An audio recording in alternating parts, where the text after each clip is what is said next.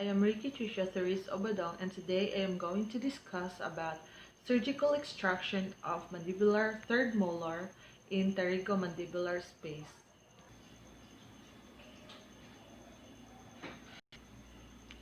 Abstract. Impacted mandibular third molars are located between the second mandibular molar and mandibular ramus. However, ectopic mandibular third molars with heterotopic positions are reported in the subcondylar or pterygomandibular space. The usual cause of malposition is a cyst or tumor, and malposition without a pathology is rare.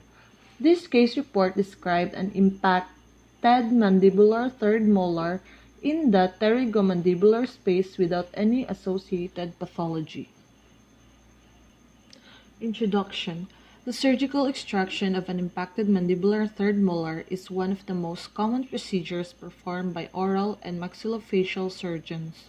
Most mandibular third molars are impacted in the mandibular ramus area near the second molar, and the level of difficulty of extraction is classified according to the degree of impaction, position in the mandibular ramus, and angulation of the long axis of teeth. Usually, a third molar is impacted far away from the original site is affected by a cyst or a tumor. Only a few cases of ectopic mandibular third molar in the region of pterygomandibular space without association of cystic lesions such as odontogenic keratocyst and dentigerous cysts have been reported. We report a case of mandibular third molar located in the pterygomandibular space that seems to have been displayed by neither cyst nor tumor. For our case report, we have here a 46-year-old male patient visited the Department of Oral and Maxillofacial Surgery, Seoul National University Dental Hospital, complaining of swelling and pain in the right preauricular region. He was previously told by a general dentist at a local clinic that he had a malposed tooth in the right mandible and was advised not to have the tooth extracted until symptoms appear. So we have here a panoramic radiograph showed a third molar located high in the ascending ramus of the right mandible. So to identify the exact location of the tooth, computed tomography was taken, showing the third molar in the pterygomandibular space associated with a radiolucent lesion. The figure A is axial image and the figure B is a coronal image. So the radiolucent lesion was evaluated as cystic lesion such as odontogenic keratocyst or dentigerous cyst or secondary inflammation accompanied by soft tissue involvement. The surgery was performed under general anesthesia via the intraoral approach. An incision was made over the right external oblique ridge and extended from the second molar to the superior mandibular ascending ramus. Subperiosteal dissection was done superiorly, exposing the anterior border of the ramus from the retromolar area almost to the tip of the coronoid process. Medial subperiosteal dissection proceeded, posteriorly exposing the lingua and inferior alveolar neurovascular bundle up to the condyle neck. Osteotomy was performed with a round burr on the medial side of the mandible.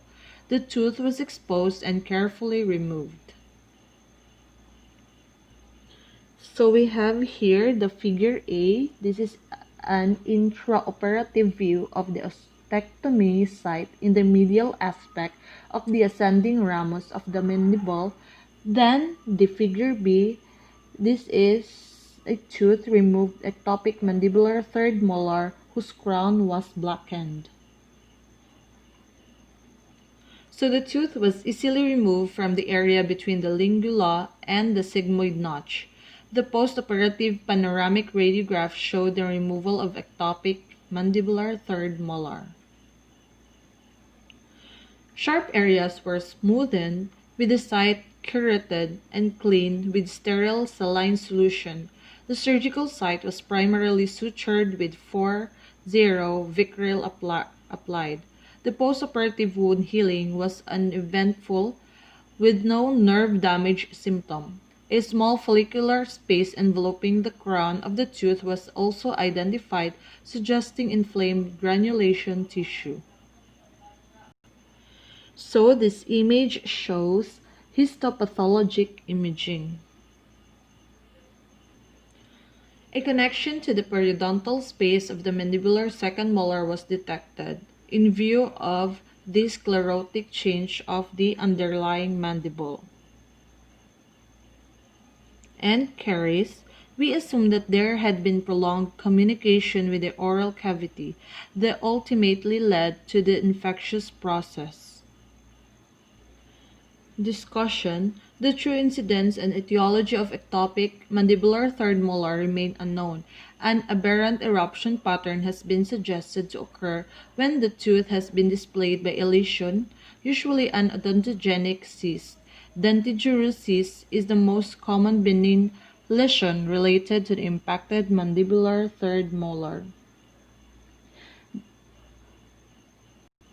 In the present case, the mandibular third molar was not displaced by a cystic lesion but by an uncertain cause, the development of the tooth germ in an aberrant position.